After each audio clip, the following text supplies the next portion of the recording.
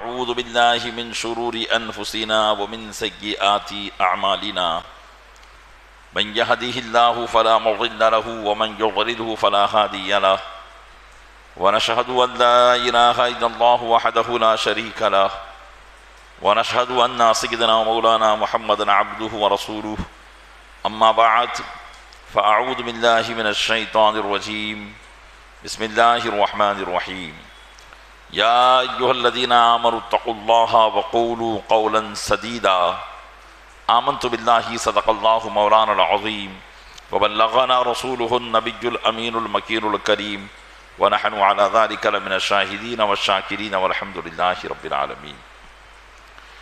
آئیے سب سے پہلے ہم اور آپ آقا انعامدار مدینے کے تاجدار، دونوں عالم کے مالک و مختار، نائب پروردگار، گلشن ہستی کی اولی فصل بہار کے دربار گوہربار میں درود پاک کا قیمتی ہار پیش کریں۔ اللہم صلی علی سیدنا شفیعنا نبینا مولانا محمد معدن الجود والکرم وآلہ وبارک وسلم۔ عقیدت و محبت کے ساتھ ایک مرتبہ اور پڑھیں، اللہم صلی علی سیدنا شفیعنا نبینا مولانا محمد معدن الجود والکرم وآلہ وبارک وسلم۔ گنبد خضراء کے تصور کے ساتھ ایک مرتبہ اور پڑھ دیں، اللہم صلی علی سیدنا شفیعنا نبینا مولانا محمد معدن الجود والکرم منبع العلم والحلم والحکم وآلہ وصحبہ وبارک وسلم۔ صلاة و سلاما سرمدا دائما ابدا علیک یا رسول اللہ۔ الحمدللہ عز وجل، ہم اور آپ اپنے آقا و مولا جناب احمد مجتبی حضرت محمد مصطفیٰ ارواحنا فداہ علیہ التحیۃ والثناء صلی اللہ تعالی علیہ وسلم کی بارگاہ بے کس پناہ میں ان کی جشن ولادت کے موقع پر خراج عقیدت پیش کرنے کے لیے حاضر ہوئے ہیں۔ اللہ تبارک و تعالی اپنے محبوب صلی اللہ علیہ وسلم کے صدقے میں مولا ہمارے اس بارگاہ میں حاضر ہونے کو قبول فرما اور ان محفلوں کو ہمارے لیے ذریعہ نجات بنا، آمین بجاہ النبی الامین صلی اللہ تعالی علیہ وآلہ واصحابہ التسلیم۔ نبی کریم رؤوف الرحیم علیہ افضل التحیۃ والتسلیم کی بارگاہ میں خراج عقیدت پیش کرتے ہوئے آپ کی سیرت مبارکہ کا بیان جاری و ساری ہے۔ اللہ کے محبوب دانائے غیوب منزہ عن العیوب صلی اللہ تعالی علیہ وسلم انسان کی مکمل زندگی کے لیے ایک قائد، رہنما اور آئیڈیل کی حیثیت سے اس دنیا میں تشریف لائے تھے۔ اس لیے ایک انسان کو اللہ تبارک و تعالیٰ کے بنائے ہوئے قانون کی حد میں رہتے ہوئے جس طریقے سے بھی اسے زندگی گزارنا ہوتی ہے، اللہ کے محبوب نے اپنی زندگی میں وہ تمام کارہائے نمایاں انجام دیے۔ کاروبار بھی کیا، تجارت بھی کی، سیاست بھی کی، بادشاہت بھی کی، اور اللہ تبارک و تعالیٰ کی عبادت بھی کی۔ اور چونکہ انسان کی زندگی اور انسانی نسل کو بڑھانے کا ایک ذریعہ نکاح ہے جس سے دنیا کی آبادی ہے، تو نبی کریم صلی اللہ علیہ وسلم نے نکاح بھی فرمایا، اور نکاح فرمانے کے بعد ایک شوہر پر ازدواجی زندگی کے کچھ حقوق نافذ ہوتے ہیں۔ انسان اپنی سوچ اور سمجھ کے مطابق ان حقوق کو پامال کرتا ہے۔ قرآن نے، حدیث نے ان حقوق کو بیان تو کر دیے تھے، لیکن پریکٹیکل طور پر ان حقوق کو ادا کر کے نبی کریم صلی اللہ علیہ وسلم نے ساری دنیا کے سامنے اس کو بیان فرما دیا۔ باقی ایک انصاف پر شوہر اپنی زوجہ کے ساتھ، اپنی بیوی کے ساتھ کیسے اسے زندگی گزارنا ہے، وہ زندگی گزارنے کے طور طریقے نبی کریم صلی اللہ علیہ وسلم کی ذات مبارکہ سے سیکھے۔ آج کے اس ترقی یافتہ دور میں بے شمار سیریل، ناٹک گھریلو زندگی پر بنائے جاتے ہیں، لیکن اس کے باوجود بھی وہ گھروں کے اندر سکون پیدا نہیں کر پائے ہیں، اس لیے کہ اللہ کے ارشادات و فرمانات کو کراس کرتے ہوئے اگر کوئی اپنی زندگی کو بہتر بنانا چاہے گا تو وہ کبھی بھی زندگی کو بہتر نہیں بنا سکتا ہے۔ اگرچہ ایک مسلمان کا طبقہ بھی ایسی چیزوں کو بغور دیکھتا ہے، مشاہدہ کرتا ہے، ملاحظہ کرتا ہے، لیکن پیارے اسلامی بھائیوں، ایک بات یاد رکھ لیں کہ جب تک کسی بھی نصیحت کرنے والے کا انداز شرعی نہیں ہوگا، اس کی نصیحتیں عوام پر اثر نہیں کر سکتی ہیں۔ بڑے بڑے لیکچرار لوگوں کا ذہن بنانے کے لیے اور فیملی زندگی کو بہتر بنانے کے لیے، ازدواجی زندگی کو بہتر بنانے کے لیے طرح طرح کے لیکچر دیتے ہیں، لوگوں کو مطمئن کرنے کی کوشش کرتے ہیں، لیکن کہیں نہ کہیں وہ مکمل طور پر انسانی حقوق کو بیان کرنے میں قاصر رہتے ہیں۔ اللہ تبارک و تعالیٰ نے اپنے محبوب کی ازدواجی زندگی کو فرما کر ان ساری چیزوں پر نظر رحمت فرمائی۔ ازواج مطہرات کے ساتھ جو سلوک نبی کریم صلی اللہ علیہ وسلم نے فرمایا، اس کی مثال نہیں ملتی ہے۔ متعدد ازواج مطہرات تھیں، لیکن کسی کی بھی زبان پر نبی کریم صلی اللہ علیہ وسلم سے کوئی شکایت ہو، کوئی شکوہ ہو، تاریخ میں آپ کی سیرت پر ایسا کوئی واقعہ بیان نہیں کر سکتا ہے۔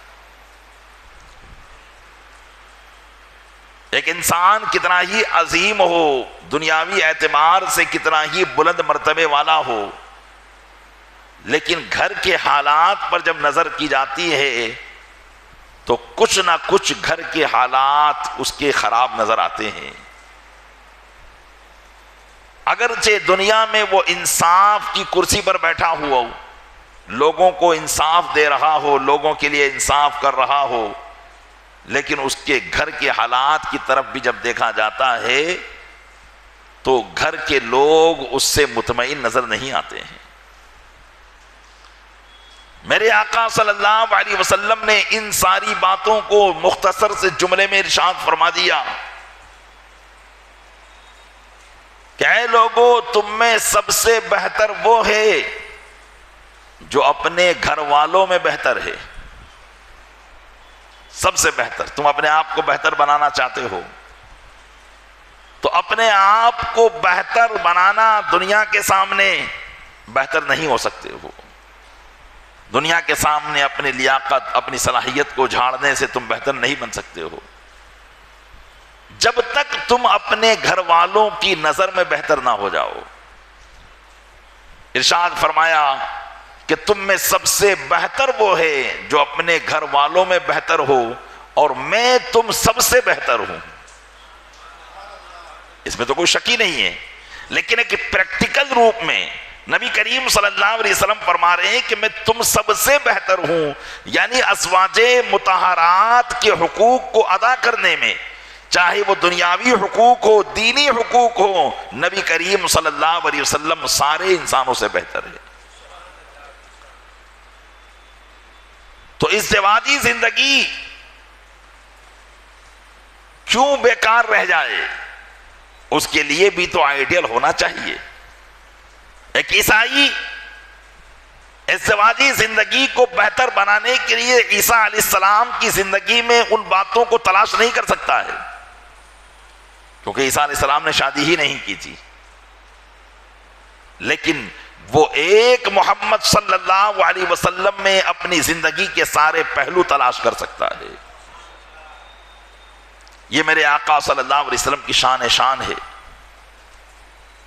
نبی کریم صلی اللہ علیہ وسلم کی ازدواجی زندگی پر بعض غلط ذہنیت رکھنے والوں نے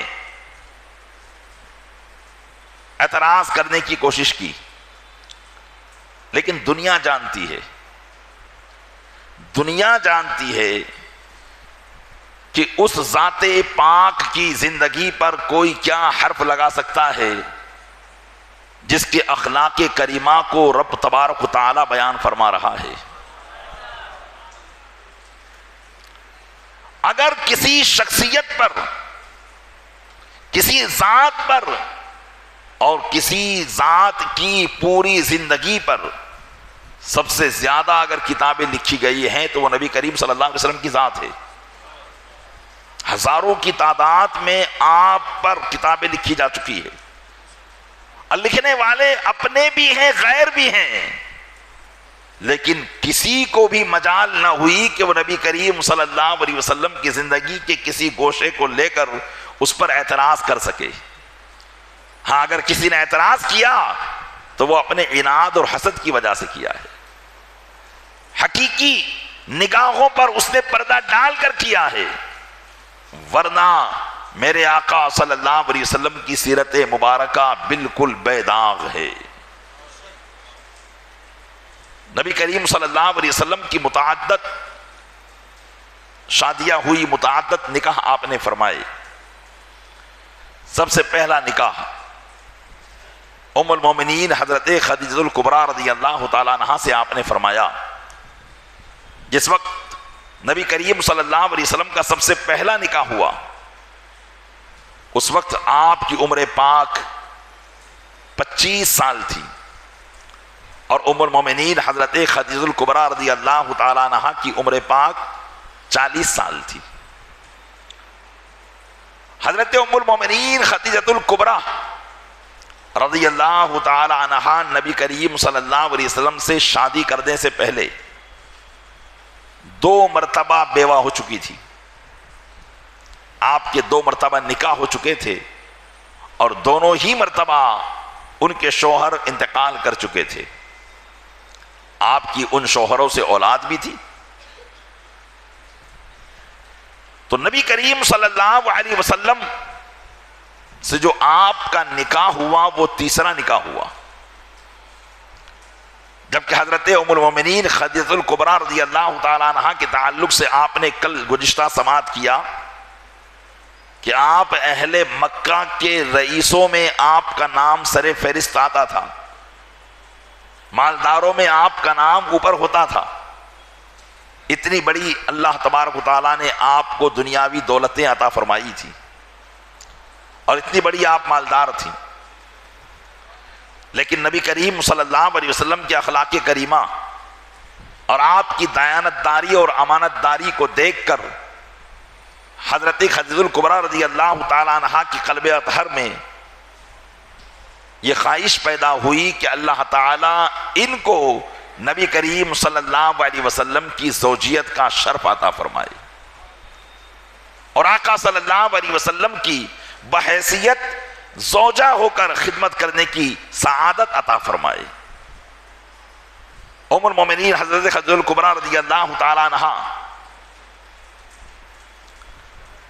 نے اس راز کے لیے جو خواہش ان کے دل میں ہوئی تھی، اپنی سہیلی نفیسہ بنت منیہ کو چنا،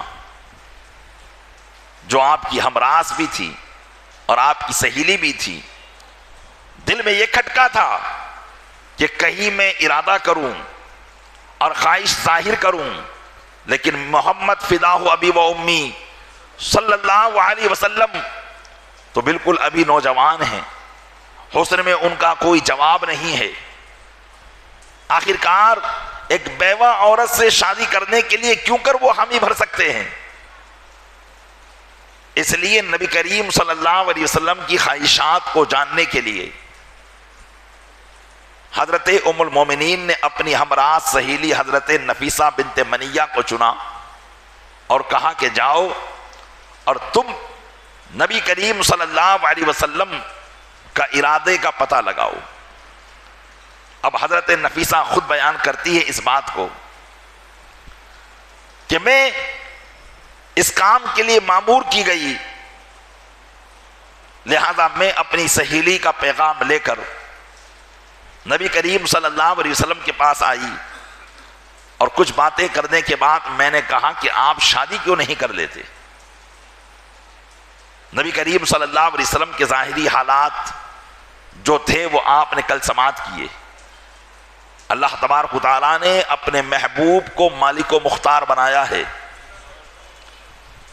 اس لیے اس بات کو ساتھ میں رکھا جائے کہ نبی کریم صلی اللہ علیہ وسلم کی فقیرانہ زندگی کو اختیار کرنا یہ آپ کا اختیار تھا، یہ آپ کی مجبوری نہیں تھی، یہ آپ کا اختیار تھا۔ خود آپ نے فقر و فاقہ کی زندگی کو پسند فرمایا تھا، ورنہ حضرت جبریل کے ذریعے اللہ نے اپنے محبوب سے فرمایا تھا کہ جبرائیل میرے محبوب سے جا کر پوچھ لو کہ محبوب اگر آپ چاہیں تو یہ پہاڑ آپ کے ارد گرد سونے اور چاندی کر بن کر چلیں، آپ چاہیں تو آپ کو دنیاوی مال و متاع سے مالا مال کر دیا جائے، لیکن اللہ کے محبوب صلی اللہ علیہ وسلم نے دنیا کی زندگی میں عیش و آرام کو پسند ہی نہ کیا، دنیا کا مال پسند ہی نہ کیا۔ اس لیے کوئی جب بھی سیرت پاک بیان کی جائے اور اس میں نبی کریم صلی اللہ علیہ وسلم کے فقر و فاقہ کو بیان کیا جائے تو کوئی اپنے دل میں یہ خیال نہ لائے کہ معاذ اللہ رب العالمین میرے آقا صلی اللہ علیہ وسلم بہت غریب تھے، معاذ اللہ رب العالمین۔ وہ تھے جو اعلیٰ حضرت فرماتے ہیں کل جہاں ملک اور جو کی روٹی غذا، اس شکم کی قناعت پہ لاکھوں سلام۔ ساری کائنات کے مالک ہیں، لیکن سادگی یہ ہے کہ کبھی جو کی روٹی بوٹی تو کبھی کھجور روٹی، تیرا ایسا سادہ کھانا مدنی مدینے والے۔ سادگی کا یہ عالم تھا۔ تو میرے آقا صلی اللہ علیہ وسلم کا فقر و فاقہ کیا تھا؟ اختیاری تھا، اجباری نہیں تھا، مجبوراً نہیں تھا۔ آپ چاہتے تو اللہ تبارک و تعالی اپنے محبوب کے لیے دنیا کی ساری دولتوں کو ان کے قدموں میں لا کر رکھ دیتا، اور دنیا آئی بھی تو میرے آقا صلی اللہ علیہ وسلم نے اسے اپنے پاس رکھا ہی نہیں۔ خیبر فتح ہوا، کثیر مال و متاع، وہاں کی زمین جائیدادیں آپ کے پاس آئی، آقا علیہ السلام نے سب صدقہ فرما دیا۔ صحابہ کرام بیان کرتے ہیں کہ نبی کریم صلی اللہ علیہ وسلم کی بارگاہ میں ہزاروں درہم اور دینار آتے، ہم نے نہیں دیکھا کہ نبی کریم صلی اللہ علیہ وسلم نے ان درہم و دینار کو اپنے گھر میں رکھ کر رات گزاری ہو، بلکہ صبح سے لے کر شام تک سب صدقہ فرما دیا کرتے تھے، گھر میں کوئی چیز باقی ہی نہیں رکھتے تھے۔ تو آپ کی زندگی میں فقر و فاقہ کا جو معاملہ ہے یہ اختیاری ہے نہ کہ اجباری ہے۔ اس لیے اس کو دیکھ کر آپ کی ذات مبارکہ پر کچھ دل کے اندر الٹے سیدھے خیالات شیطان پیدا کرے یا بد عقیدے بد مذہب پیدا کرے، اس سے پہلے آپ ان کو بتا دیں کہ میرے آقا صلی اللہ علیہ وسلم تو کائنات کے مالک و مختار ہیں، وہ جو چاہیں جسے چاہیں عطا فرمائیں۔ اللہ تعالیٰ نے اپنے ہر خزانے کی چابی اپنے محبوب کو عطا فرمائی ہے۔ تو نبی کریم صلی اللہ علیہ وسلم نے نفیسہ بنت منیہ نے جب یہ کہا کہ آپ شادی کیوں نہیں کر لیتے تو جواب دیا کہ ازدواجی زندگی کو آگے بڑھانے کے لیے ساز و سامان چاہیے، اب بظاہر میرے پاس ساز و سامان نہیں ہے، میں کیسے شادی کر سکتا ہوں؟ تو نفیسہ بنت منیہ نے کہا کہ اس کی ذمہ داری آپ مجھ پر چھوڑ دیجئے، وہ ذمہ داری میں سنبھالوں گی۔ پھر انہوں نے کہا کہ اگر آپ کو حسن و جمال، خوبصورتی اور تقوی پرہیزگاری اور خوشحالی کی طرف بلایا جائے تو کیا آپ اس کو قبول کریں گے؟ یہ رشتہ پیش کرنے کا طریقہ ہوتا ہے کہ اگر آپ کو حسن و جمال، خوبصورتی، خوشحالی کی طرف بلایا جائے تو آپ اس کو قبول کریں گے۔ تو نبی کریم صلی اللہ علیہ وسلم سمجھ گئے کہ یہ کسی خاتون کا رشتہ لے کر آئی ہیں۔ آقا علیہ السلام نے فرمایا کہ تمہاری مراد اس سے کون ہے؟ تو انہوں نے کہا کہ خدیجہ۔ اب حضرت خدیجہ رضی اللہ تعالیٰ عنہا کا معاملہ یہ تھا کہ ان کے لیے رشتے کی کوئی کمی نہیں تھی۔ مکہ مکرمہ کے بڑے بڑے مالدار ان کو رشتہ پیش کر چکے تھے اور وہ ان کے رشتوں کو ٹھکرا چکی تھی۔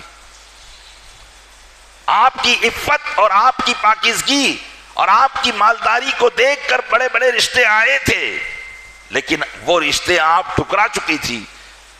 آقا علیہ السلام نے انہی چیزوں کو مد نظر رکھتے ہوئے فرمایا کہ میرے لیے یہ کیسے ممکن ہو سکتا ہے کہ خدیجہ جیسی خاتون مجھ سے نکاح کرے جبکہ اس کے لیے تو کوئی رشتے کی کمی نہیں ہے۔ تو جب نفیسہ نے جان لیا تو کہا ٹھیک ہے اب میں جاتی ہوں۔ یہ کہنے کے بعد خوشی خوشی وہ ام المومنین حضرت خدیجہ الکبریٰ رضی اللہ تعالی عنہا کے پاس آئی اور جا کر سارا حال سنایا۔ ام المومنین نے نبی کریم صلی اللہ علیہ وسلم کی دعوت کی، آپ کو مدعو کیا۔ نبی کریم صلی اللہ علیہ وسلم تشریف لے گئے اور آپ کا ارادہ پوچھا تو آپ نے ارادہ ظاہر کر دیا۔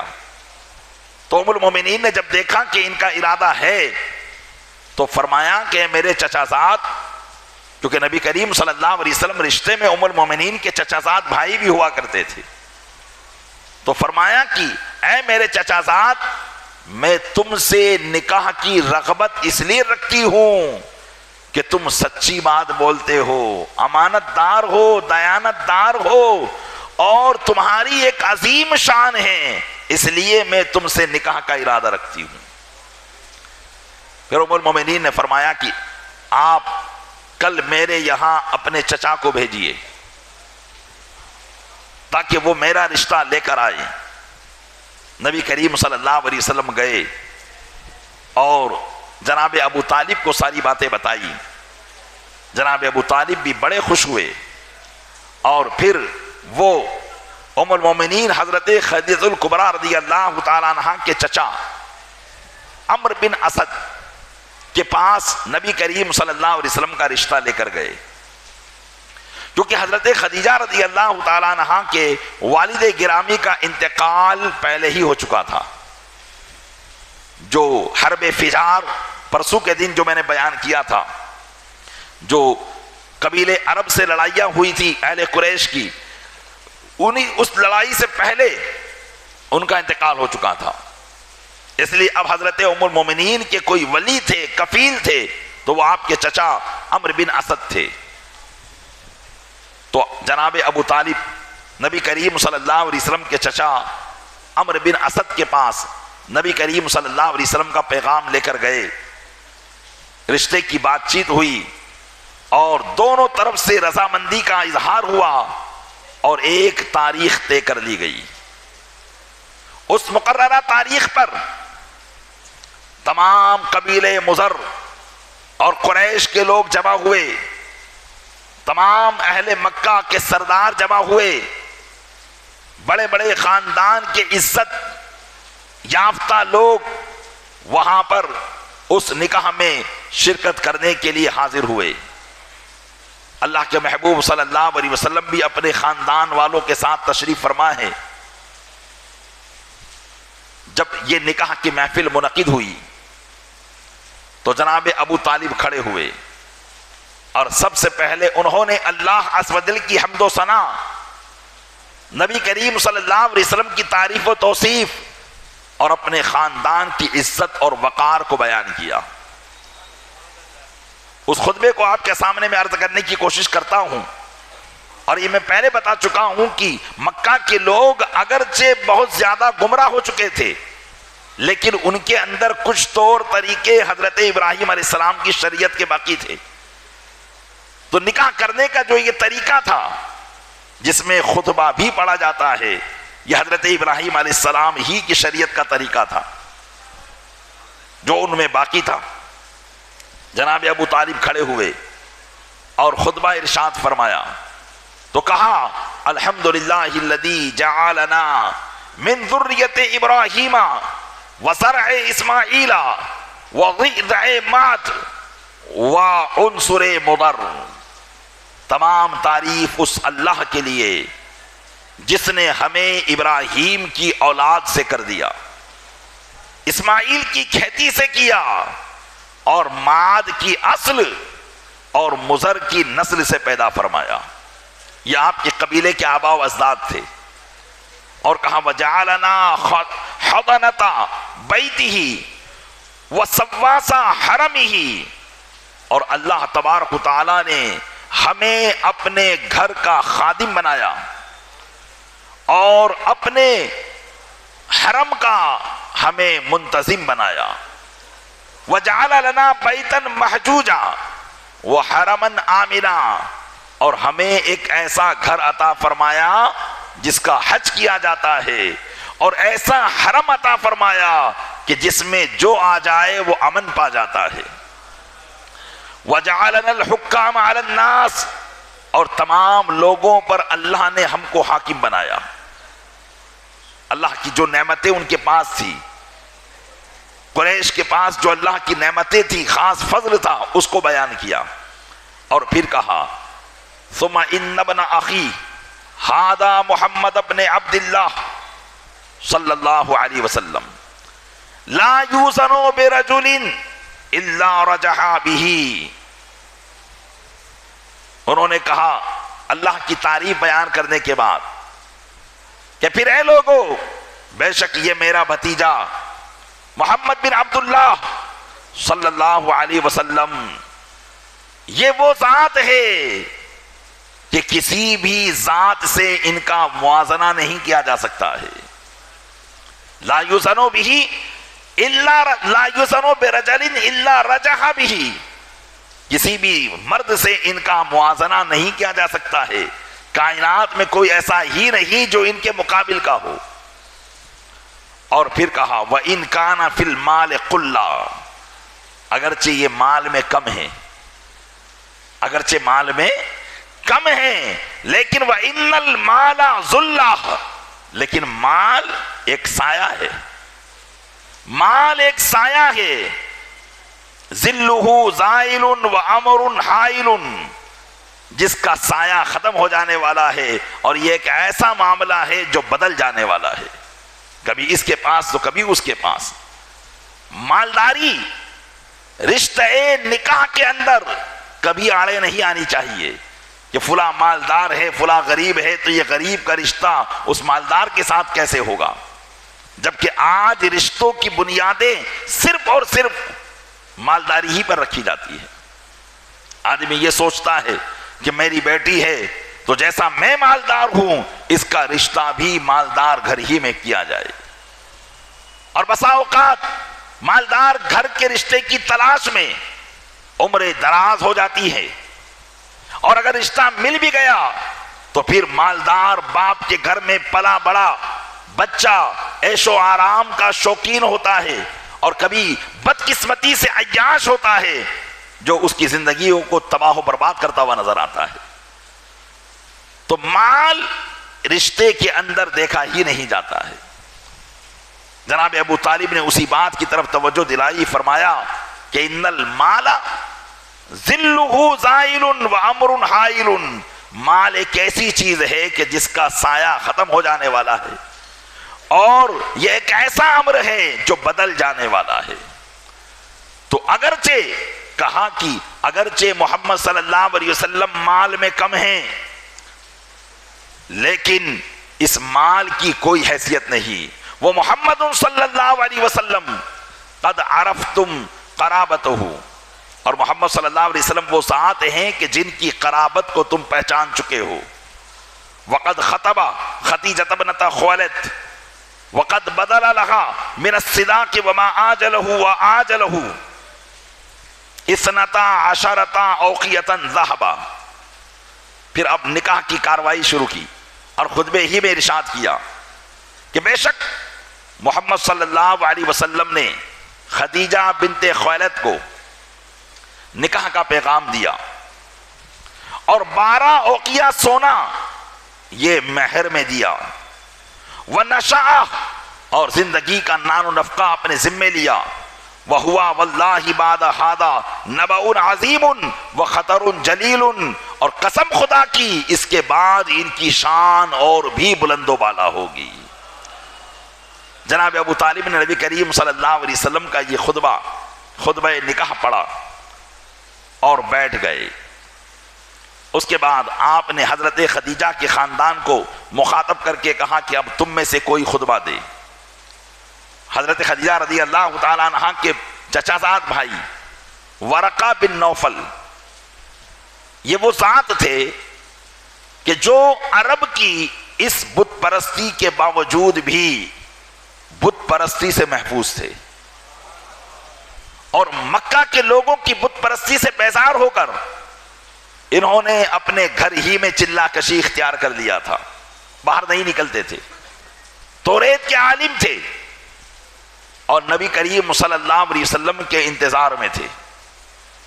لیکن معلوم کیا تھا کہ بھتیجی کا جس سے نکاح ہو رہا ہے، چچا زاد بہن سے جس کا نکاح ہو رہا ہے، یہی وہ ذات ہے جن کے انتظار میں اپنی زندگی کی سانسوں کو گن رہا ہوں. تو ورقہ بن نوفل ایک پرہیزگار آدمی تھے اور اللہ کی عبادت کرنے والے تھے. لہذا ورقہ بن نوفل کھڑے ہوئے اور انہوں نے بھی ایک عظیم الشان خطبہ دیا اور یہ کہا اپنے خطبے میں کہ اے ابو طالب، آپ نے جن شرافت، نجابت اور بزرگی کا ذکر کیا ہے وہ ساری بزرگی آپ کی ہمیں تسلیم ہے. ہم مانتے ہیں، جانتے ہیں کہ اللہ تعالیٰ نے آپ کے خاندان کو بڑی عزت عطا فرمائی، بڑی پاکیزگی عطا فرمائی ہے. ہم ان ساری چیزوں کو مانتے اور جانتے ہیں، اور اسی وجہ سے ہم اپنا رشتہ تم سے جوڑنا چاہتے ہیں اور اپنا تعلق تم سے جوڑنے میں ہم بڑا اشتیاق رکھتے ہیں. پھر آپ نے تمام حاضرین کو کہا، اے حاضرین مجلس، گواہ ہو جاؤ، میں نے اپنی چچازاد بہن خدیجہ بنت خویلد کا نکاح محمد بن عبداللہ کے ساتھ کر دیا. نکاح کے خطبہ کے دوران ہی انہوں نے یہ ایجاب کیا. اسی کو کہتے ہیں ایجاب. نکاح کی جو پہلی بات ہوتی ہے اس کو کہا جاتا ہے ایجاب. اب یہ ایجاب چاہے لڑکے کی طرف سے ہو چاہے لڑکی کی طرف سے، لیکن عموماً یہی ہوتا ہے کہ ایجاب لڑکی کی طرف سے ہوتا ہے. اس لیے آپ نے دیکھا ہوگا کہ جب نکاح پڑھانے جاتے ہیں تو پہلے لڑکی سے اجازت لیتے ہیں. یہاں بہت غلط طریقہ نکاح پڑھانے کا رائج ہے جس کی طرف اکثر و بیشتر کی توجہ نہیں ہے، بلکہ عام تو عام، خاص لوگ بھی اس کی زد میں آ جاتے ہیں. کبھی کبھی نکاح پڑھانے کا موقع میسر آتا ہے تو اس طرح کی غلطیاں لوگ کرتے ہوئے نظر آتے ہیں. عموماً نکاح جب ہوتا ہے اور آپ کسی کو وکیل بناتے ہیں، کیونکہ لڑکی تو، دلہن تو مجلس نکاح میں آ نہیں سکتی کہ وہ وہاں جا کر ایجاب کرے، ورنہ حق اسی کا ہے کہ وہ کہے کہ میں نے اپنے آپ کو فلاں بن فلاں کے نکاح میں دیا. لیکن شرم و حیا چونکہ آڑے آتی ہے، اس لیے لڑکی کی طرف سے کسی کو وکیل بنایا جاتا ہے. عموماً وکیل اس کا وہ ہوتا ہے جو اس کا چچا ہو، اس کا ماما ہو، جو اس کا محرم ہو، یا اگر ایسا کوئی نہیں ملتا تو کوئی بڈھا ٹھڈا آدمی ملتا ہے، اسی کو وکیل بنا دیا جاتا ہے. اور ان بوڑھے لوگوں کو شوق بھی ہوتا ہے وکیل بننے کا کہ ہاں بھئی ہمیں وکیل بنایا گیا. لیکن ان کی حالت یہ رہتی ہے کہ شریعت مطہرہ کے مسائل سے کچھ واقفیت نہیں رہتی، وہ صرف جاتے ہیں اور اسے دستخط کرا کے آ جاتے ہیں، کیا بولنا ہے کیا نہیں بولنا اسے کچھ نہیں آتا۔ جب کسی کو کہا جاتا ہے، پوچھا جاتا ہے کہ بھئی وکیل کون ہے، تو بتایا جاتا ہے یہ وکیل ہے۔ تو نکاح کے وقت ہم نے کئی مرتبہ پوچھا کہ بھئی کیا جا کر کہو گے، تو خاموش۔ تو جب وکیل بنے ہو تو وکیل معلوم ہے کس کو کہتے ہیں؟ وکیل وہ ہے جو اپنی موکلہ یا موکل کی زبان کو ادا کرے اور اس سے جا کر اجازت لے۔ تو پہلی غلطی تو یہی کہ معلوم نہیں وہ اجازت لیتے ہیں بھی کہ نہیں لیتے ہیں، اور لیتے ہیں تو کون سے الفاظ استعمال کرتے ہیں یہ بھی معلوم نہیں ہے۔ تو پہلی غلطی تو یہ ہوئی۔ اور مان لو چلو اگر اجازت لے بھی لی تو وکیل جا کر کہتا ہے، اگر اس نے اجازت لی کہ فلاں بن فلاں کے ساتھ تمہارا نکاح کیا جا رہا ہے، تو کیا فلاں بن فلاں کے ساتھ نکاح پڑھانے کی اجازت تم مجھے دیتی ہو؟ لڑکی کہے گی ہاں میں نے اجازت دی، یہ اس کی طرف سے ایجاب ہوا۔ اب اجازت ملی ہے اس وکیل کو، اور وکیل آ کر اب مولانا کو کہتا ہے کہ نکاح پڑھاؤ۔ اور احمد آباد کا حال اس معاملے میں، علم کے معاملے میں اتنا یعنی نچلے درجے کا ہے کہ ہم جان نہیں سکتے کہ ایسے لوگ بھی نکاح پڑھاتے ہیں۔ تو اب وہ نکاح پڑھا دیتا ہے جبکہ لڑکی نے اجازت اس کو نہیں دی ہے، لڑکی نے اجازت اس کو دی ہے جو وکیل بنا ہوا ہے۔ اور شریعت کا مسئلہ ہے کہ وکیل کا وکیل نہیں ہو سکتا ہے، لڑکی نے وکیل اس کو بنایا، اب گویا کہ نکاح پڑھانے کا حق اس کو ہے کہ وہ نکاح کرے، وہ ایجاب کرے۔ جیسے آپ یہاں دیکھ رہے ہیں کہ ورقہ بن نوفل نے، چونکہ ورقہ بن نوفل یہ ام المومنین کے وکیل تھے، تو انہوں نے کہا کہ میں نے اپنی بہن خدیجہ بنت خویلد کا نکاح محمد بن عبداللہ کے ساتھ کر دیا۔ تو یہ وکیل تھے، انہوں نے اپنی وکالت ادا کر دی۔ لیکن یہاں کیا ہوتا ہے، مولانا کو کہا۔ تو یہ بات یاد رکھیں کہ جب غیر وکیل نکاح پڑھائے گا، کیونکہ مولانا تو وکیل نہ ہوئے نا، جب غیر وکیل نکاح پڑھائے گا تو شریعت کی زبان میں اس نکاح کو نکاح فضولی کہا جاتا ہے۔ کیا کہا جاتا ہے؟ نکاح فضولی، یعنی وہ نکاح ایسے شخص نے پڑھایا جو فضولی ہے، نہ تو اصیل ہے نہ وکیل ہے، بلکہ وہ بیچ کا آدمی ہے۔ کیونکہ اصیل تو دلہن ہے، وکیل یہ ہے، تو نہ تو لڑکی نے ایجاب کیا جو اصیل تھی، نہ وکیل نے ایجاب کیا جو کہ وکیل تھا، نکاح کسی اور نے پڑھایا۔ اور شریعت کی زبان میں اسی کو نکاح فضولی کہا جاتا ہے، یعنی فضولی کا پڑھایا ہوا نکاح۔ اور جب یہ نکاح فضولی ہوتا ہے تو مسئلہ بیان کر دوں آپ کو کہ جب نکاح فضولی ہوتا ہے تو خلوت صحیحہ سے پہلے پہلے لڑکی کو بھی نکاح کے فسخ کرنے کا اختیار ہوتا ہے۔ اگر لڑکی کو مسئلہ معلوم ہو تو وہ اپنا نکاح فسخ کر سکتی ہے، اسے طلاق لینے کی ضرورت نہیں ہے، اسے طلاق لینے کی ضرورت اور حاجت نہیں ہے۔ وہ اپنا نکاح خلوت صحیحہ سے پہلے، یعنی دلہا اور دلہن کے تنہائی میں جمع ہونے سے پہلے پہلے وہ اپنے نکاح کو فسخ کر سکتی ہے اگر نکاح فضولی ہوا ہے تو نکاح فضولی نہیں ہونا چاہیے، یا تو خود لڑکی ایجاب کرے یا پھر اس کا وکیل ایجاب کرے۔ اب عموماً عوام وکیل بنتی ہے جن کو شریعت کے یہ الفاظ ادا کرنے نہیں آتے، اس لیے اس میں میرا مشورہ یہ ہے کہ آپ یا تو وکیل خود جو نکاح پڑھانے والا عالم دین ہے اسی کو بنا دیں، نکاح پڑھانے والا جو عالم دین ہے اسی کو آپ وکیل بنائیں۔ یہ اور بات ہے کہ آپ اپنی کارروائی میں کسی کا بھی نام لکھ دیں، لیکن اصل نکاح تو ایجاب و قبول ہے، اس میں آپ اسی عالم دین کو وکیل بنائے اور پھر وہی اجازت اپنے لیے لے اور پھر وہ جا کر ایجاب کر دے تو لڑکا قبول کر لے گا، نکاح ہو جائے گا۔ تو یہ اس کا صحیح راستہ ہے۔ اور دوسرا طریقہ یہ ہے کہ اگر مان لو وکیل کسی اور کو بنا ہی دیا ہے اور اب مولانا نکاح پڑھانا چاہتے ہیں تو پھر اب مولانا اپنی طرف سے ایجاب نہ کروائے بلکہ وہ اس کو مخاطب کر کے کہے جو وکیل ہے کہ کیا آپ نے اپنی موکلہ کا نکاح فلاں بن فلاں کے ساتھ کر دیا؟ تو وہ کہے کہ ہاں میں نے کر دیا، تو اب یہ ایجاب اس کی طرف سے مانا جائے گا اور نکاح ہو جائے گا۔ تو یہ طریقے ہیں پیارے اسلامی بھائیوں، نکاح ایک شریعت میں اہمیت رکھتا ہے، ایک ازدواجی زندگی کی شروعات ہے۔ اگر اسی کو ہم صحیح نہ کر پائے تو بتائیے ان کی زندگی پر غلط اثرات پڑ سکتے ہیں، معاملات غلط ہو سکتے ہیں۔ اس لیے ہر کس و ناقص سے نکاح نہ پڑھائیے۔ احمد آباد میں عجیب حال ہے کہ ہر کوئی چاہتا ہے، دکان کتب خانے سے نکاح کا رجسٹر خرید لیا، تھوڑا سا طریقہ سیکھ لیا، نکاح پڑھانے نکل گئے۔ اس لیے یہاں نکاح سستا بھی ہے، جو نکاح پڑھانے والے ہیں وہ 250-500 میں بھی نکاح پڑھا دیتے ہیں، جبکہ دیگر مقامات پر نکاح پڑھانے کا حق ہر ایک امام کو نہیں ہوتا۔ نکاح پڑھانے کا حق صرف شہر قاضی کو ہوتا ہے، یا شہر قاضی جس کو اجازت دے اس کو اس بات کا حق ہوتا ہے، اور وہاں نکاح کا نذرانہ بھی زیادہ لیا جا سکتا ہے۔ تو یہاں آپ اس بات کو سمجھیں، اتنی مہنگی شادی کی اور نکاح کے نذرانے کے پیچھے آپ نے کسی سے بھی نکاح پڑھوا لیا تو یہ نکاح کبھی غلط ہو گیا تو لینے کے دینے پڑ سکتے ہیں، زندگی بھر کا گناہ آپ کے سر پر آ سکتا ہے۔ تو تیسری بات اور یہاں میں بتاتا چلوں جو میرے ساتھ پریکٹیکل پیش آئی، یہاں پر لڑکی کی طرف سے ایجاب ہوتا ہے، لڑکا قبول کرتا ہے، لڑکی کی طرف سے قبول نہیں ہوگا۔ ہاں اگر لڑکا ایجاب کرے تو پھر قبول لڑکی کی طرف سے ہوگا۔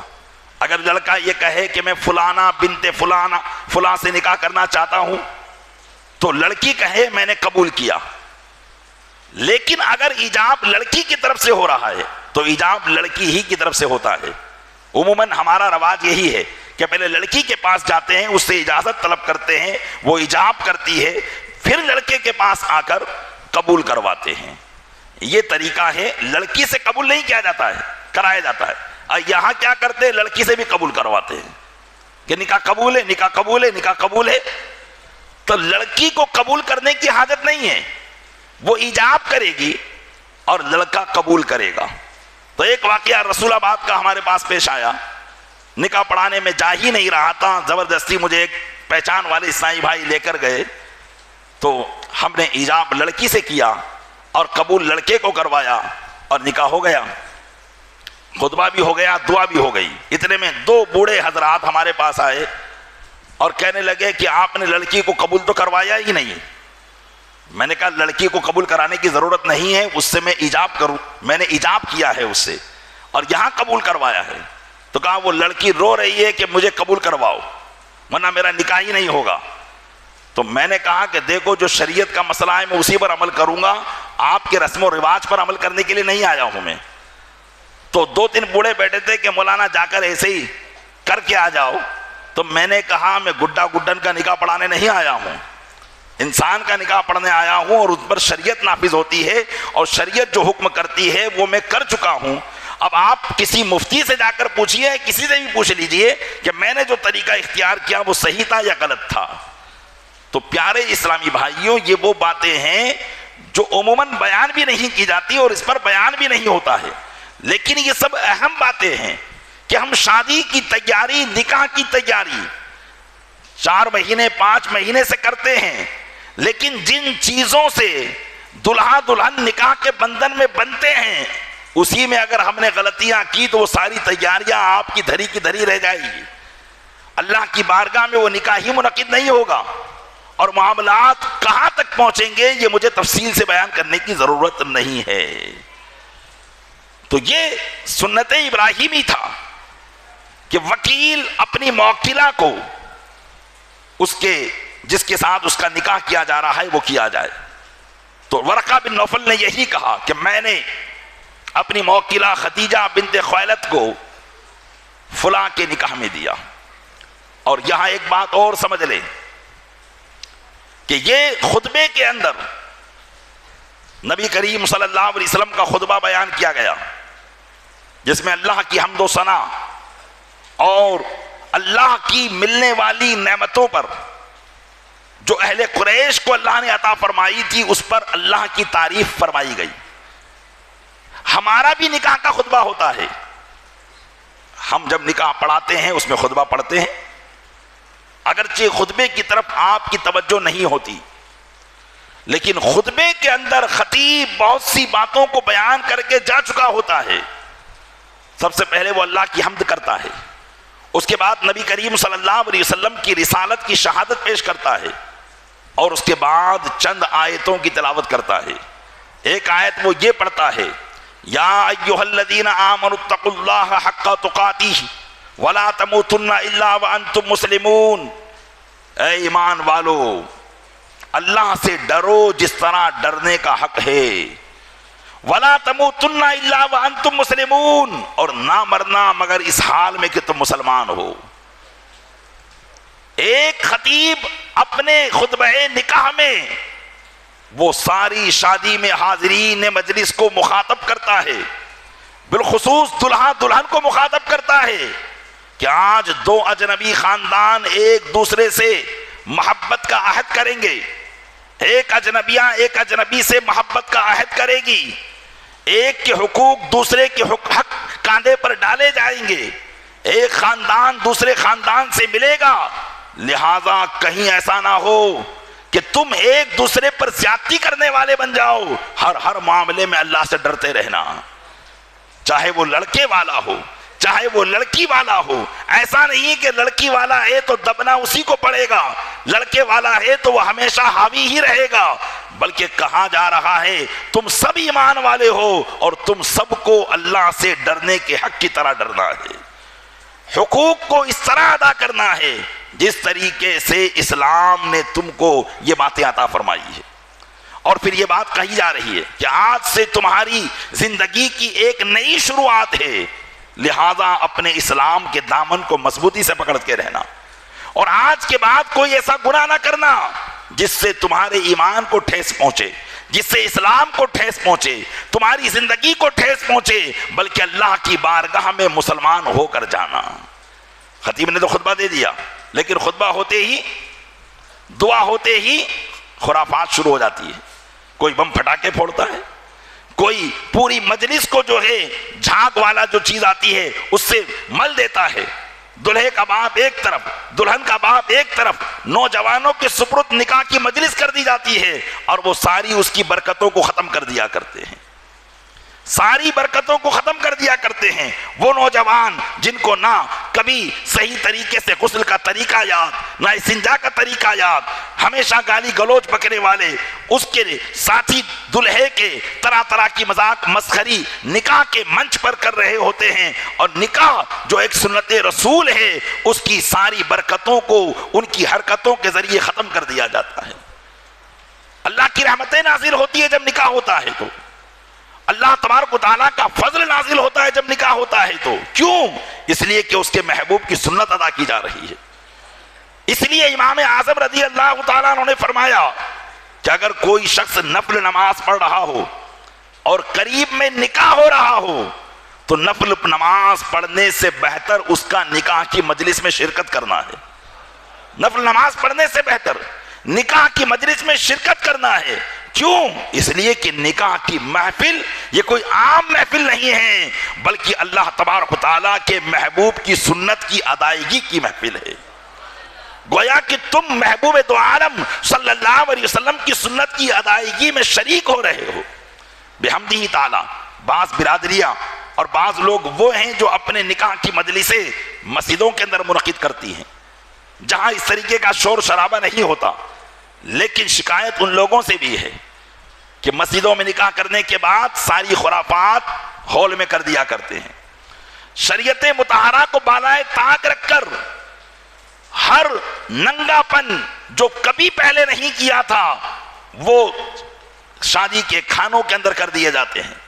ادھر گانے بج رہے ہیں، ادھر کھانے چل رہے ہیں، ادھر خاندان کی عورتیں ہیں بے پردہ گھوم رہی ہیں اور طرح طرح کے میک اپ لگا کر گھوم رہی ہیں، اور ان کا مشاہدہ اور معائنہ پورے آنے والے لوگوں کو کرایا جا رہا ہے. یاد رکھیں، ایسا شخص جو اپنی بیوی یا اپنی بہن یا اپنی ماں یا اپنی بیٹی کی بے پردگی پر اس کے دل میں ذرہ برابر احساس نہیں ہوتا ہو، حدیث پاک میں اس کو دیوس کہا گیا ہے. ایسا شخص دیوس ہے، اور حدیث پاک میں ہے کہ دیوس جنت کی خوشبو بھی نہیں پا سکے گا. جبکہ جنت کی خوشبو کا یہ عالم ہوگا کہ وہ 500 سال کی راہ سے آ رہی ہوگی، لیکن دیوس کو اس تک بھی نہیں جانے دیا جائے گا۔ تو پیارے اسلامی بھائیوں، یہ کوئی عام بات نہیں ہے، ہم اللہ کے محبوب کی شریعت میں بندھے ہوئے ہیں، اور اسی میں ہمارے لیے بہتری ہے۔ اللہ کے محبوب نے جو ہمیں حیا کا درس دیا ہے، یہ حیا کا درس ہمیں ہماری ترقیوں کی طرف لے جا رہا ہے۔ آج ہمارے اندر بے حیائی، بچے بے حیا پیدا ہو رہے ہیں، اس کی وجہ شادی کے اثرات ہیں۔ بچوں کے اندر اللہ کی نافرمانیاں پیدا ہو رہی ہے، اس کی وجہ شادی کے اثرات ہیں۔ بچوں کے اندر ماں باپ کی نافرمانیاں پیدا ہو رہی ہے، اس کی وجہ شادی کی نافرمانیاں ہیں، شادی کی جو ہے غلط رسمیں ہیں۔ آج ایک بیٹی اپنے باپ کے سامنے صاف کہتی ہوئی نظر آتی ہے کہ وہ فلاں اسکول کے اندر جو لڑکا پڑھتا ہے وہ میرا دوست ہے۔ اس طرح کی کئی گھروں کی داستانیں ہیں۔ ماں باپ آ کر ہمارے پاس شکایت کرتے ہیں، تو پیارے اسلامی بھائیوں، یہ شکایت کرنے کا موقع ملے اس سے پہلے سوچنا چاہیے کہ ہم نے بھی تو اللہ کی نافرمانیاں کی ہے، یہ اسی کا نتیجہ ہے۔ کھیتی گناہوں کی کرے اور انتظار نیکیوں کا ہو، بہت مشکل ہے۔ آدمی جو بوتا ہے وہی کاٹتا ہے، اس لیے نیکیوں کی کھیتی جب سے زندگی شروع کر دی جائے تاکہ جو اس کے پھل ہوں وہ بھی نیک ہی رہے۔ اللہ تبارک و تعالی ہم سب کو بہتر سوچ عطا فرمائے اور اچھے انداز میں ہمیں اپنی ان تقریبات کو کرنے کی توفیق عطا فرمائے۔ دوسری آیت خطیب اپنے خطبے میں پڑھتا ہے، یا ایھا الذین آمنوا اتقوا اللہ وقولوا قولا سدیدا، اے ایمان والو اللہ سے ڈرو اور سیدھی بات کہو۔ کیا کہا؟ یہ نکاح کے خطبے میں آیت پڑھی جاتی ہے، وقولوا قولا سدیدا، اور سیدھی بات کہو، درست بات کہو۔ بتایا جا رہا ہے کہ تمہاری بات اگر سیدھی رہی تو تمہاری زندگی بھی سیدھی ہوگی، اور بات جہاں ٹیڑھی ہوئی زندگی کے اندر بربادیاں بھر جائے گی۔ زوجین کو متنبہ کیا جا رہا ہے، ہو سکتا ہے مزاج میں اختلاف ہو سکتا ہے کہ تمہارا مزاج اس کے مزاج سے میچ نہ کھائے، تو مزاج میچ نہ کھانے پر کہیں تم شوہر ہو تو اپنی حاکمیت کا رعب جماتے ہوئے اپنی بیوی کے خاندان کی برائیاں شروع مت کر دینا، ان کو الٹا سیدھا بولنا شروع مت کر دینا، بلکہ سیدھی بات کہنا، قولوا قولا سدیدا، سیدھی بات کہنا۔ اور ادھر بھی کہا جا رہا ہے کہ اب اللہ تبارک و تعالیٰ نے، اے عورت، جس رشتے کے ساتھ تجھے وابستہ کیا ہے وہ تیرا شوہر ہے، تیری نظر میں اللہ کے محبوب نے اس کا بہت بڑا مرتبہ کر دیا ہے، اب تیرا والی بھی وہی ہے، اور تیری جنت اور جہنم بھی وہی ہے، اور تیرے لیے دنیا کی زندگی کو گزارنے کا بہترین راستہ بھی وہی ہے۔ اس لیے میرے آقا علیہ السلام نے ارشاد فرمایا تھا کہ اگر میں کسی مخلوق کو سجدہ کرنے کا حکم دیتا تو میں عورت کو کہتا کہ وہ اپنے شوہروں کو سجدہ کرے، جبکہ اسلامی شریعت میں کسی مخلوق کو سجدہ کرنا جائز نہیں، بلکہ تعظیمی ہو تو حرام اور تعبدی ہو تو شرک ہے۔ تو اب یہاں بتایا جا رہا ہے کہ اے عورت، اپنی زبان کو سیدھی استعمال کرنا، قولوا قولا سدیدا، اگر ٹیڑھی زبان کرے گی تو معاملہ ٹیڑھا ہو سکتا ہے۔ دونوں کو رشتے ازدواج میں باندھ کر ایک خطیب نصیحت کر رہا ہوتا ہے، اور یہاں یہ بات بھی بتائی جا رہی ہے کہ دیکھو، بات کی درستگی نے تمہارے نکاح کو منعقد کر دیا، بات کی درستگی میں صرف 2 لفظ کے ہیر پھیر نے ایک اجنبی کو اجنبیہ کے رشتے سے وابستہ کر دیا۔ اب تمہارے رشتے کو کل سے لوگ عزت کی نگاہ سے دیکھیں گے، تمہارے خاندان کو کل سے لوگ عزت کی نگاہ سے دیکھیں گے، اس لیے کہ تم نے شریعت مطہرہ کے قانون کو فالو کرتے ہوئے وہ لفظ جو شریعت نے تم کو دیے تھے ان لفظوں کو اپنی زبان سے ادا کر کے تم نے اپنے نکاح کو منعقد کیا ہے۔ زندگی الگ الگ تھی، اب اس زندگی کو تم نے ایک کر دیا ہے۔ تو یاد رکھنا، جس طریقے سے ان 2 لفظوں سے نکاح منعقد ہوا ہے، خاندان جڑے ہیں، اجنبی اور اجنبیہ کے تعلقات ہوئے ہیں، اس کے اپوزٹ، اس کے خلاف ان دو لفظوں سے یہ رشتہ داری ٹوٹ بھی سکتی ہے۔ اس لیے کہا اپنی بات کو درست رکھنا۔ بعض لوگ طلاق جب ہوتی ہے، شوہر طلاق طلاق طلاق کہہ دیتا ہے، تو 20 سال کا نکاح تھا، لوگ آ کر پوچھتے ہیں حضرت ایک ہی لفظ کے اندر کیسے زندگی بھر کا رشتہ ٹوٹ جائے گا؟ تو ہمارا جواب یہی ہوتا ہے کہ ایک ہی لفظ سے یہ رشتہ جڑا تھا، تو ایک ہی لفظ سے وہ رشتہ ٹوٹ بھی جائے گا۔ یہ شریعت کی حدیں ہیں۔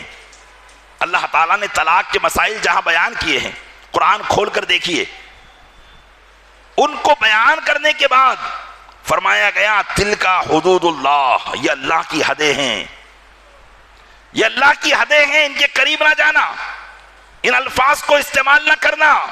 اگر ان الفاظ کو استعمال کرو گے زندگی کے اندر تباہی و بربادی ہو جائے گی، خاندان میں اختلاف شدید ہو جائے گا، ایک دوسرے کے دشمن ہو جاؤ گے، وہ نکاح جو تمہاری محبت کا ذریعہ بنا ہمیشگی کی عداوت کا ذریعہ بن جائے گا۔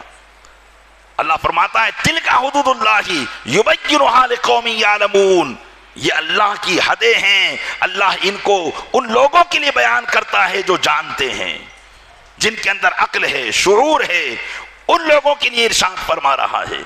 تو پیارے اسلامی بھائیوں، نکاح کے خطبے میں ہمیں بہت ساری باتیں بیان کی جاتی ہے، لیکن کیا کبھی ہم نکاح کو صحیح طرح سے سنتے بھی ہیں؟ خطبے کو صحیح طرح سے سنتے بھی ہیں؟ ارے کم از کم اللہ و رسول کے ذکر کا ادب کرتے ہی اگر ہم اس خطبے کو سن لیں تو انشاءاللہ ہو سکتا ہے کہ اس ادب کی برکتیں ہمیں حاصل ہو جائے۔ اور میں خاندان کے بڑے بوڑھے، بلکہ لڑکا اور لڑکی کے ماں باپ سے یہ ضرور گزارش کروں گا کہ نکاح کے وقت وہ نکاح کی مجلس میں موجود رہے۔ ساری خرافات میں تو وہ موجود ہیں، دلہا دلہن کے ساتھ فوٹو کھچانا ہے تو موجود ہیں، ان کے بغیر بارات آگے نہیں بڑھے گی، ان کے بغیر کھانا شروع نہیں ہوگا، لیکن جو اہم چیز ہے وہاں دلہے کا باپ بھی غائب ہوتا ہے، دلہن کا باپ بھی غائب ہوتا ہے۔ کہاں تھے؟ کھانا کھلا رہے تھے۔ ارے کھانا موقوف ہے نکاح پر، نکاح کی وجہ سے کھانا ہے، نہ کہ کھانے کی وجہ سے نکاح ہے۔ ہم کو جو دعوت دی جاتی ہے وہ نکاح میں شرکت کی دعوت دی جاتی ہے، نہ کہ دعوت کھانے کی دی جاتی ہے۔ لیکن معاملہ الٹا کر دیا گیا کہ ہم یہ سمجھتے ہیں کہ دعوت ہمیں کھانے کی دی گئی ہے۔ نکاح کے کارڈ پر شروع میں لکھا ہوتا ہے النکاح من سنتی، نکاح میری سنت ہے، اس کا اوقات دیے ہوتے ہیں کس وقت پر نکاح ہوگا۔ تو یہ وقت دینے کا مطلب کیا ہے؟ یہ آپ کو مدعو کیا جا رہا ہے کہ آپ ہماری اس تقریب میں شرکت کریں اور ہمارے بچوں کے لیے اللہ کی بارگاہ میں دعا کریں۔ نہ معلوم کس مسلمان کی زبان ہلے، آمین کہے اور ان کی زندگی سج اور سنور جائے، اس لیے آپ کو بلایا جاتا ہے، لیکن ہم نے اس کو صرف اور صرف کھانے کا ذریعہ سمجھ لیا ہے۔ اس لیے پیارے اسلامی بھائیوں، اپنے دستور کو بدلیے، طور طریقوں کو بدلیے، اور اپنے محبوب صلی اللہ علیہ وسلم کی سیرت پر عمل کرتے ہوئے نکاح کی مجلسوں کو برکت والی بنانے کی کوشش کیجیے۔ ہماری پوری شادی کی تقریب برکت والی ہو، اللہ عز و جل کی اطاعت والی ہو، شروع سے لے کر آخر تک کہیں بھی اللہ عز و جل کی نافرمانی نہ ہو۔ اللہ تعالی ہم مسلمانوں کو واقعی اپنے محبوب کی سنتوں پر عمل کرنے کی توفیق عطا فرمائے۔ الغرض نبی کریم صلی اللہ علیہ وسلم کا نکاح ام المومنین خدیجہ الکبریٰ رضی اللہ تعالیٰ عنہا سے قرار پا گیا۔ یہاں ایک بات بتاتا چلوں، بعض سیرت نگاروں نے یہاں یہ اعتراض کیا کہ معاذ اللہ رب العالمین حضرت خدیجہ کے والد نبی کریم صلی اللہ علیہ وسلم سے نکاح کرنے پر راضی نہیں تھے، اور جب ان کا نکاح ہوا تو ان کو شراب پلا دی گئی تھی اور ان کے چچا نے ان کا نکاح کر دیا تھا۔ یہ روایت بعض سیرت نگاروں نے ذکر کی ہے، لیکن عظیم مورخین جن کی تاریخ پر اسلامی تاریخ کا دار و مدار ہے، وہ تمام مورخین اس روایت کو غلط قرار دیتے ہیں اور یہ ثابت کرتے ہیں کہ خویلد جو حضرت خدیجہ کے والد تھے وہ تو نکاح سے بہت پہلے انتقال کر چکے تھے، اس لیے عمرو بن اسد جو ان کے چچا تھے انہی نے حضرت خدیجہ رضی اللہ تعالیٰ عنہ کی ولایت کا فریضہ انجام دیا اور ان کی شادی انہوں نے کروائی۔ اللہ کے محبوب صلی اللہ علیہ وسلم کی زوجیت میں ام المومنین کے آنے سے نبی کریم صلی اللہ علیہ وسلم کی خوشیاں دوبالا ہو گئی۔ ام المومنین نے آ کر اپنی سعادت سمجھ کر نبی کریم صلی اللہ علیہ وسلم کی وہ خدمت کی اور وہ حقوق ادا کیے کہ اپنا سارا مال نبی کریم صلی اللہ علیہ وسلم کے قدموں میں نچھاور کر دیا۔ اللہ کے محبوب صلی اللہ علیہ وسلم کے قدموں میں نچھاور کر دیا، اور ہمیشہ جب تک زندہ رہیں، دنیا میں رہیں، تب تک ہر اعتبار سے نبی کریم صلی اللہ علیہ وسلم کا خیال رکھتی رہی۔ یہاں تک کہ علماء نے فرمایا کہ آقا صلی اللہ علیہ وسلم کے قلب اطہر پر اس نکاح سے پہلے عموماً اپنی والدہ مشفقہ کے چھوٹنے کا غم تھا۔ آپ نے سماعت کیا تھا کہ 6 سال کی عمر میں میرے آقا علیہ السلام کی والدہ محترمہ وصال فرما گئی تھی۔ ام المومنین نے اس غم کو مٹا کر ایک بہترین خوشی نبی کریم صلی اللہ علیہ وسلم کو عطا فرمائی، اور اللہ تبارک و تعالیٰ نے بھی حضرت ام المومنین خدیجہ الکبریٰ رضی اللہ تعالی عنہا کو یہ شرف عطا فرمایا کہ آقا صلی اللہ علیہ وسلم کی ساری اولاد سوائے حضرت ابراہیم کے حضرت ام المومنین خدیجہ الکبریٰ رضی اللہ تعالی عنہا کے شکم اقدس سے عطا فرمائی۔ آپ کی چاروں شہزادیاں حضرت زینب، حضرت ام کلثوم، حضرت فاطمہ الزہرا رضی اللہ تعالی عنہا اور حضرت رقیہ رضی اللہ تعالی عنہا، یہ چاروں شہزادیاں حضرت خدیجہ الکبریٰ رضی اللہ تعالی عنہا کے بطن اقدس سے پیدا ہوئی۔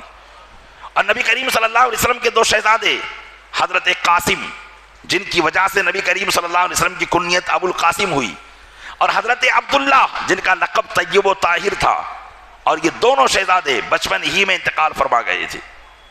تو ان دونوں شہزادوں کی بھی ولادت ام المومنین خدیجہ الکبریٰ رضی اللہ تعالیٰ عنہ کے شکم اقدس سے ہوئی، اور حضرت ابراہیم رضی اللہ تعالیٰ عنہ یہ مدینہ منورہ میں حضرت ماریہ قبطیہ رضی اللہ تعالیٰ عنہ کے شکم اقدس سے پیدا ہوئے تھے، اور وہ بھی بچپن ہی میں انتقال فرما گئے۔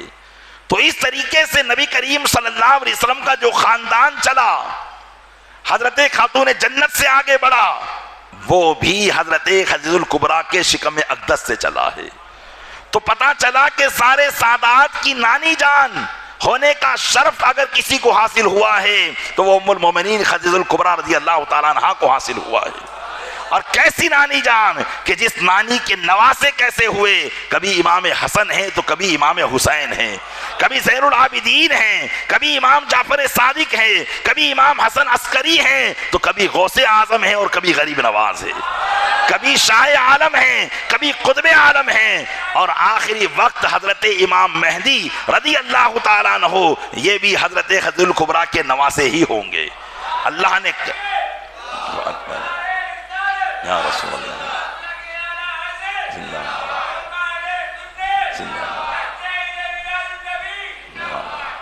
نور والوں کی نانی ہونے کا شرف اگر کسی کو حاصل ہوا تو وہ ام المومنین حضرت خدیجہ الکبریٰ رضی اللہ تعالی عنہا ہیں۔ اعلیٰ حضرت فرماتے ہیں تیری نسل پاک میں ہے بچہ بچہ نور کا، تو ہے عین نور تیرا سب گھرانہ نور کا۔